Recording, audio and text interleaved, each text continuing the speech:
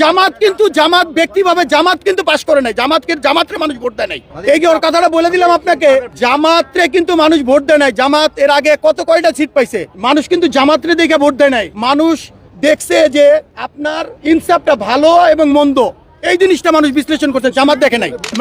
মামুনুল হক সাহেবের যে ঢাকা কত 13 আসন, উনি আলহামদুলিল্লাহ ওনার নির্বাচিত, ওনার কোনো বিকল্প নাই।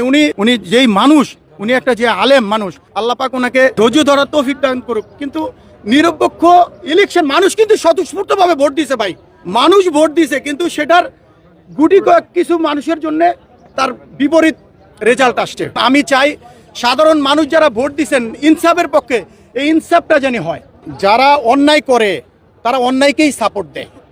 আপনি অন্যায় দিয়ে ন্যায় প্রতিষ্ঠা করা যাবে না। আপনি অন্যায় দিয়ে ন্যায় প্রতিষ্ঠা কোনোদিনও করতে পারবেন না, এটা পসিবল না। হাসিনাও পারে নাই, কারণ সে অন্যায় দিয়ে ন্যায় প্রতিষ্ঠা করতে পারবেন না। আপনি কথা বুঝতে পারছেন? তবে এটা রেজাল্ট আলহামদুলিল্লাহ এটা পাবেন আপনারা।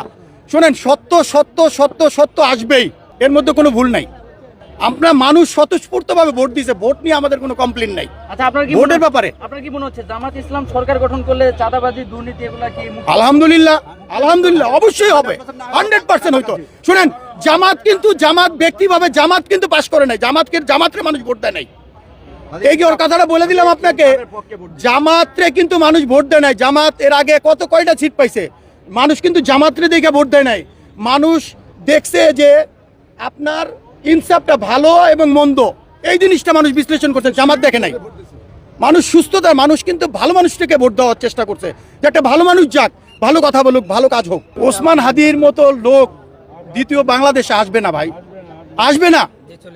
উনি চলে গেছে, ওনাকে মেরে ফেলা হয়েছে, কিন্তু উনি নিজে বলছে যে আপনারা, আমি মরে গেলে আমার বিচারটা জানি হয়। আমরা আশা করি ওনার বিচারটা জানি করে, যারা মারছে তাদের জানি বিচার হয়। ও জানে ওনার মৃত্যু হবে, তারপরে ওনার বিচার হবে।